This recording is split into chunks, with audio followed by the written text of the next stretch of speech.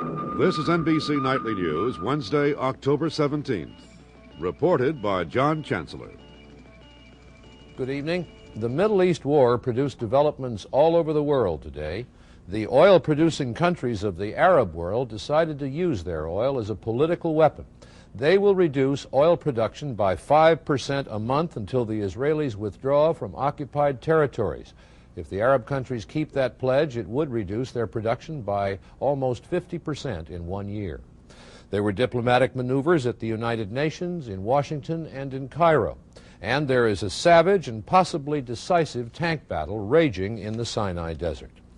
The decision to cut back on oil production as a weapon against Israel was taken at a meeting in Kuwait, which was attended by the Syrians and the Egyptians as well.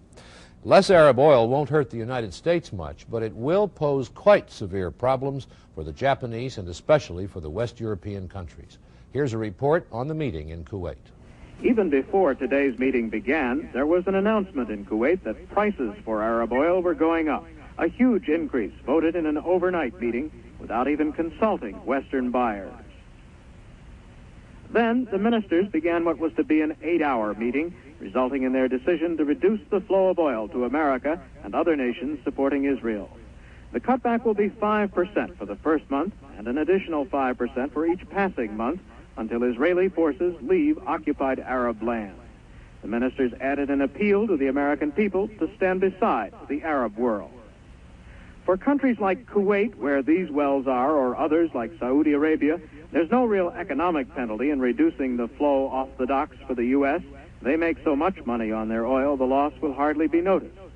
But Kuwait and Saudi Arabia are still not anxious to completely destroy their relations with the U.S., and they were able to persuade more militant Arab ministers who wanted to boycott America completely or nationalize U.S. facilities.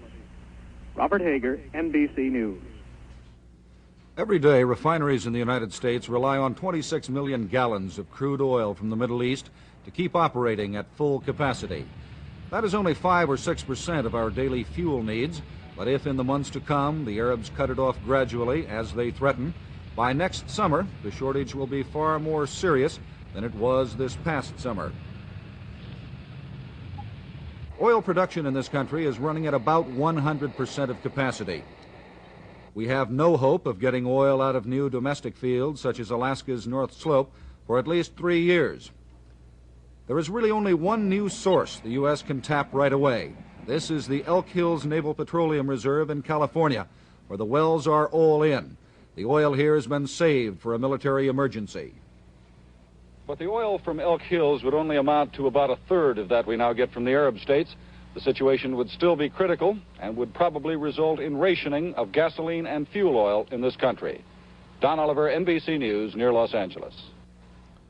At the United Nations today, in answer to a question, Israeli Foreign Minister Abba Eban said that Israel will certainly be ready for most substantial compromises in peace talks with the Arabs. He also proposed a ceasefire in place.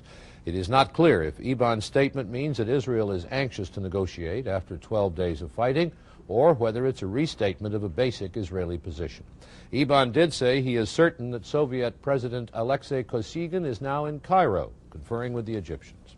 And in Washington, President Nixon was conferring with the foreign ministers of 4 Arab countries at the White House. Here's a report from Tom Brokaw. No one would say whether oil was discussed at White House meetings today between President Nixon, Secretary of State Kissinger, and 4 foreign ministers representing 18 Arab states. Earlier, the ministers said they asked for the meeting to talk about the American role in the war and not about oil. When the discussions broke up, everyone seemed to be in a friendly mood.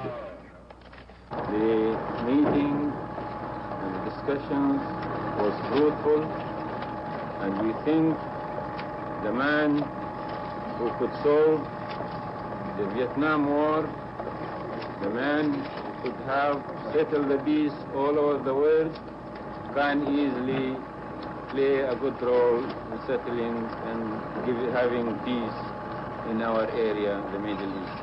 I explained to the foreign ministers that in our first 4 years we had the opening to China. We had a new relationship with the Soviet Union. And, of course, we brought an end to the war in Vietnam. I told them that a major goal and an urgent goal at this time, which we believe can and will and must be achieved, is a fair and just and peaceful settlement in the Mideast. After the White House meeting, the foreign ministers went on to the State Department for more talks with Secretary Kissinger. Apart from the description fruitful and very good, no details of the talks were released.